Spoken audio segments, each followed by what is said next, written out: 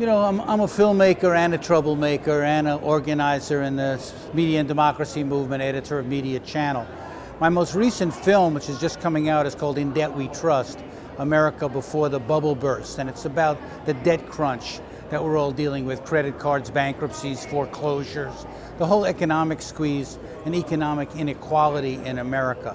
And In Debt We Trust, indebtwetrust.com, has more details than the trailer about this film. This is a major film like WMD, actually shot in high definition. It's a high quality film, and it's an effort to try to put this issue on the agenda because it affects just about everybody. College kids, you know, leaving school with $40,000 in debt. I mean, it's just overwhelming, and it's something that's very urgent. I've also done another smaller project called A Work in Progress, referring to myself, putting the me back in media. It's the story of my own involvement in media going back to high school as a high school journalist and how I got involved and how that shaped my values and sort of got to know Malcolm X and Martin Luther King Jr. and the civil rights movement. And then you know, basically through the 60s, the 70s as an on-air news dissector in Boston at WBCN, the 80s with ABC News in 2020, and then with Global Vision and the work we've done, the films I've made, the mediachannel.org, and the other work. The idea is, you know, I try to be reflective in it about my own experience, because I think it's important for young people particularly to get some historical perspective, to see the process of getting involved and becoming a media maker, some of the frustrations, as well as some of the opportunities. So I decided to tell a story I know best, that's my own story, you know, and to try to do it without any hype or any self-promotion, but in a way to try to make some connections for people. Hopefully it'll inspire them, maybe it'll inform them, maybe it won't do anything, but at least it'll give me a chance to kind of share my experiences with the world, and it's actually premiering at the Media Reform Conference. Just yesterday, I was in Times Square as part of the protest at the Military Recruitment Center. And there we were in the center of Times Square, surrounded on all sides by media companies. But there were nobody's protesting at ABC or at Fox or at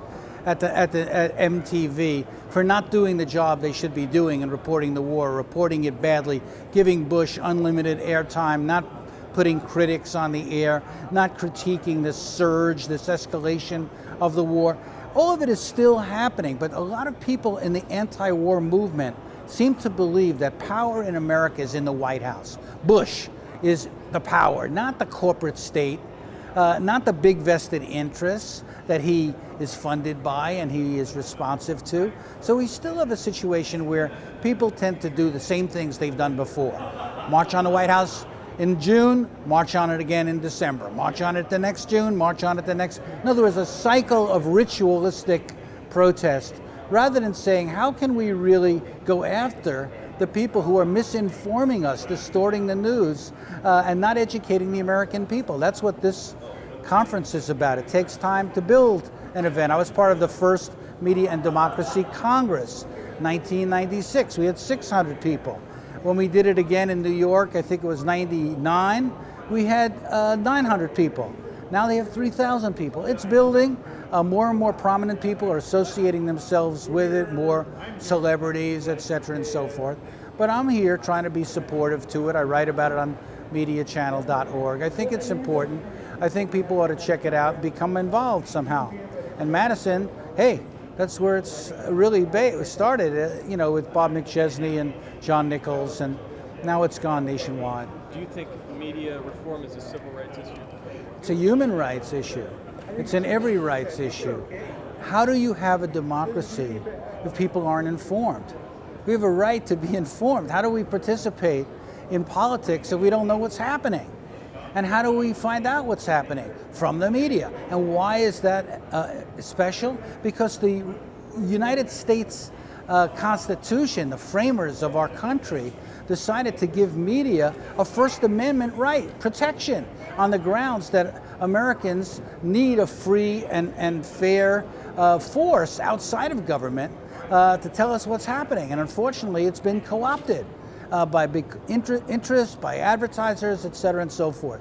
So Yes, you know, it's every right starts with the right to know. I'm not saying that their voices shouldn't be heard. The point is that they're not allowing our voices to be heard. The majority is not being heard. It's the minority, it's the governing elite, it's the people who run the country who get on the air endlessly over and over again, or the people who share their viewpoint. Where are the other voices? Where's diversity in the media? So it's not either or, it's plus, it's and. Let them have their say, but let us have our say too. How does that happen? As an independent? Do you have to be an independent journalist? No, I mean, I think what we see now is a move towards citizen journalism, where the people are actually being the reporters. I think there's all kinds of ways to involve people if you want to involve them. If you want to exclude them, you do what you're doing now. If you want to involve them, then you make an affirmative effort to find ways to get people to participate. You know, check out our mediachannel.org. We write about these issues every day, okay? Great, man.